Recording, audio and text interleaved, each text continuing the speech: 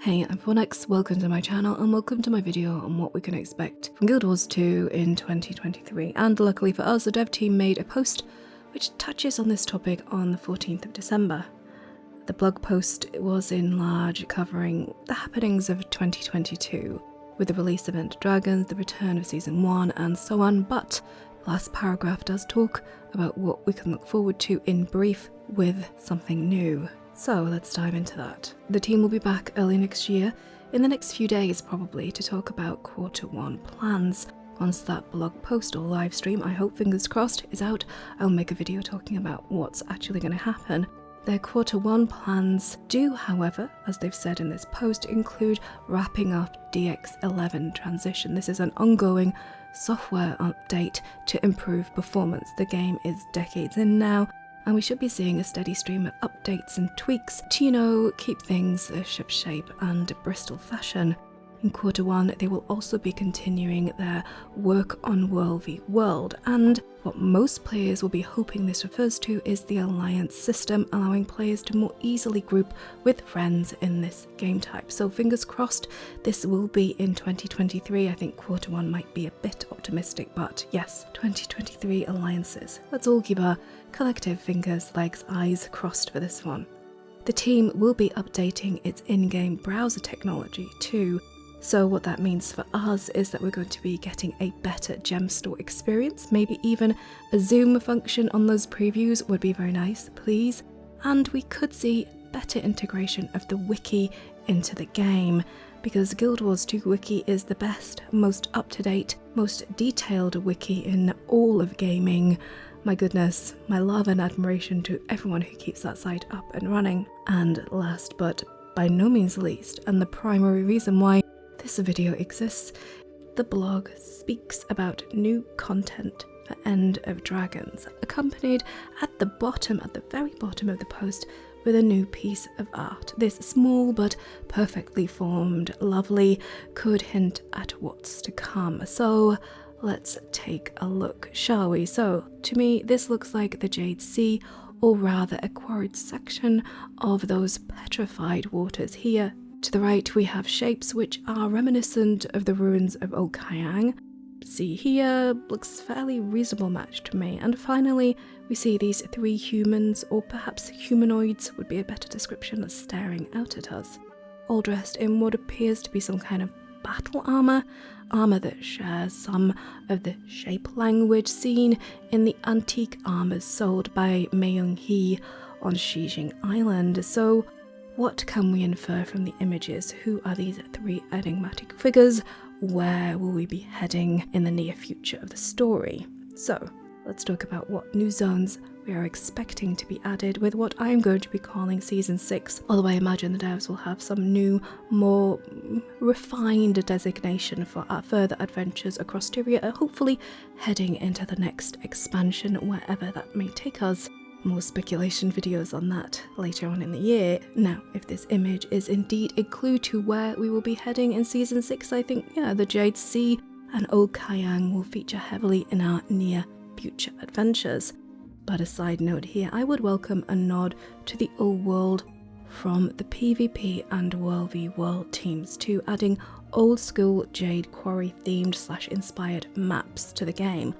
WvW players have not had a new map to reconnoiter since Heart of Thorns, and a new environment would in itself shake up both PvP and WvW gameplay as teams discover the best areas to attack, choke points, hiding places and siege locations, all primarily dictated by terrain. Honestly, the addition of new maps would reinvigorate both game types, at least in the short term, tiding players over as hopefully new features filter into the live game for both PvP and WvW. Now, do I have any evidence that we will be seeing new competitive maps in the future? No, not even a little bit. However, let's call this more of an aspirational hope than a solid prediction. As for old school story lovers like myself, the fossil-rich Leviathan pits of the Jade Sea would be an interesting location to revisit, with its mammoth tortoiseshell buildings. In the past, this was also the home of the Luxon elite armor vendor, all of which were rather splendid bits of kit. in my humble opinion. Now, I have loved all the kind of modernized versions of old school gear thus far, and I would love to see both Luxon and Kurzik armors reimagined and brought back into modern Tyria. I would love to see if Babe Surich still stands as well.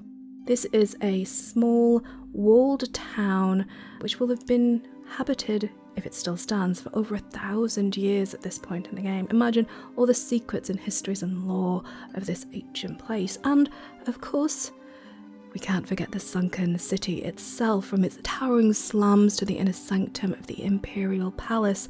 The scale and scope of this drowned city could rewrite the rulebook on urban gameplay in MMOs. It could be a labyrinth of hidden rooms, jumping puzzles, mount races, and lore treasure hunts. Not to mention the undead horrors and hordes of ghosts who infest the now rotting heart of the Dragon Empire.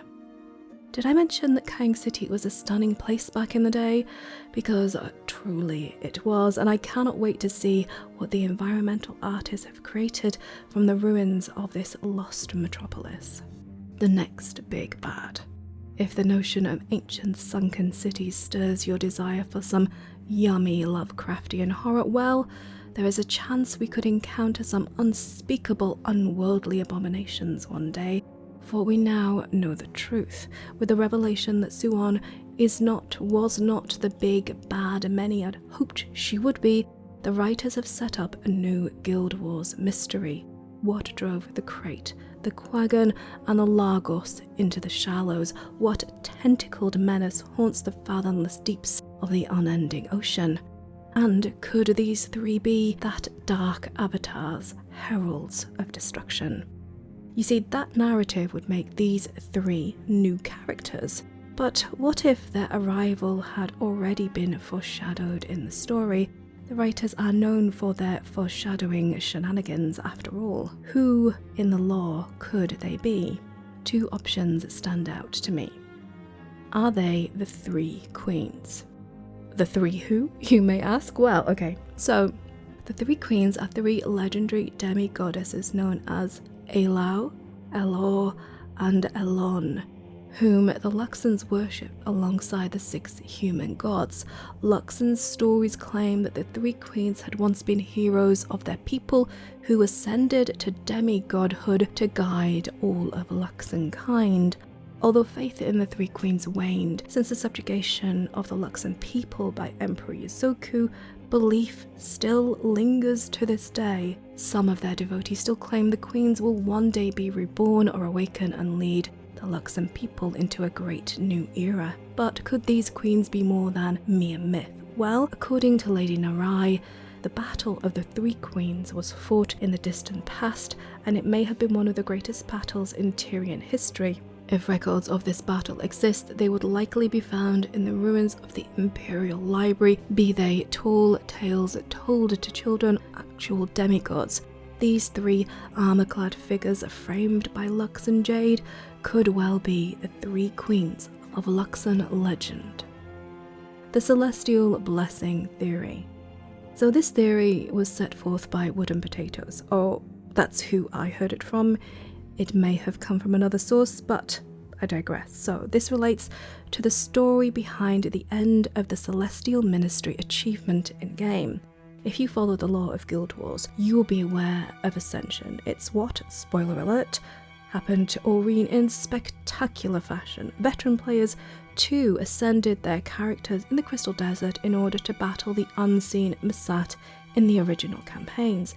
The Factions campaign back then introduced a line of ascended emperors and a celestial ministry who oversaw everything from justice, policing, civil and governmental records keeping to water management, trade, fishing, immigration, the whole kit and caboodle back in the old empire. 4 ministers held power within the celestial ministry, each holding the office of earth, water, air and fire around the time of Shiro's return and the Zaitan disaster. All of them seem to have either perished under mysterious circumstances or vanished from all records, i.e. the date and cause of their deaths are not publicly known or recorded, and their descendants are unwilling to discuss the matter with outsiders, or there's some doubt as to the accuracy of the recordings of their deaths.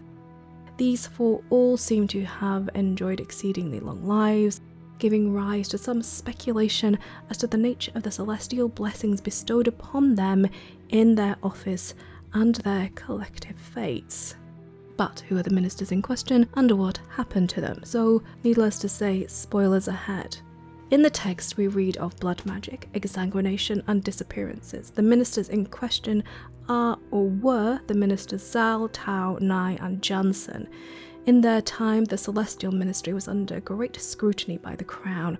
All were on the back foot amidst rumours of rampant corruption within the ministry, par for the course you may think in any sprawling bureaucracy. However, some within the ministry had allied themselves with insurgent factions within the empire, like the Ampha and the Jade Brotherhood. This is also the time period when the Ministry of Purity started to crumble, as sentiment towards non-human citizens had begun to mature into acceptance and tolerance. So, let's talk about the ministers individually. Zal was the Minister of Fire. He was suspected of corruption and found to be a supporter of Minister Unai, head of the Ministry of Purity at the time. Zal would eventually go into hiding, never to be heard of again. Tau was the Minister of Air, and during the Zaitan disaster, it was revealed that she was a high-ranking official of the Ampha, a notorious street gang who terrorized the citizens of Old Kayang. Tau was brazenly corrupt and would eventually be arrested and imprisoned. Tau's detention, however, did not last long. She died in her cell in Xijing a few weeks after her arrival. The cause of her death is still unknown, but one medical report described her as appearing suddenly drained of all life, as if her blood had been replaced with sand.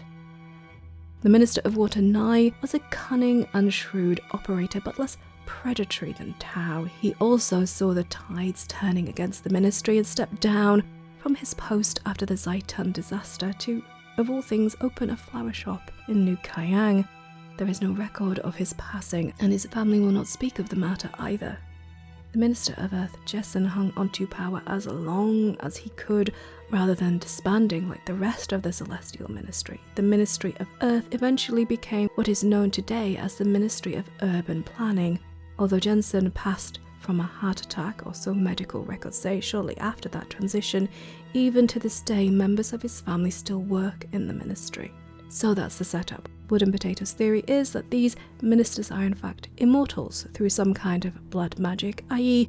immortal vampires, who control the levers of power behind the scenes. They are the power behind the throne, behind the mask. They are the Illuminati of Cantha. I imagine their frontman could well have been Minister Lee, just kind of building on the theory, and with his fall, they are stepping out of the shadows as a new power player arrives, us and Aureen. We have set ourselves up to crumple their house of cards, and they might be coming out of the shadows reluctantly to face us head on.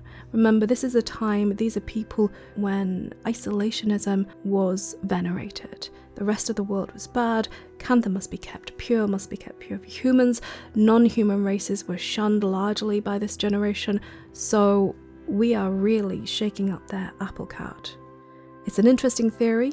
I like the lore basis, but let me know what you think of these theories. Who or what you think these three clandestine figures are, and how they may shape the future narrative of the game going forward. If you enjoyed my wild speculation, please hit that like and share button and subscribe for more Guild Wars 2 content, and please do show some love to my wonderful Patreon supporters: Sandrake, Quantum Cat, Bobaloo, Shay Shim, YU, Aaron Boston, Mayo Kazoo, Arthur, Pish Pash, Jordan, Nervacat, Carb, K, Dylan, Jolly Joestar, Driskin Raval, Doug Smith, Dr. Watt, Moritoro, Zantera, Andy Farrell, Ken Schneider, Rise Arch, Matt Gibson, and Tristan Tizar. I am a one-woman show, and I could not continue without their generosity. If you would like to help keep me up and running, there are links below. And if you feel inspired to jump into Guild Wars 2, there are referral links down there as well. Thanks to ArenaNet and their partner program. Using any of these links directly supports my channel, but costs you not a penny more, and for free-to-play accounts, not a penny at all. But sadly, we have now come to the end. So until we meet again, please stay safe, stay awesome. Thank you so much for watching, and Happy New Year, everybody. Bye bye.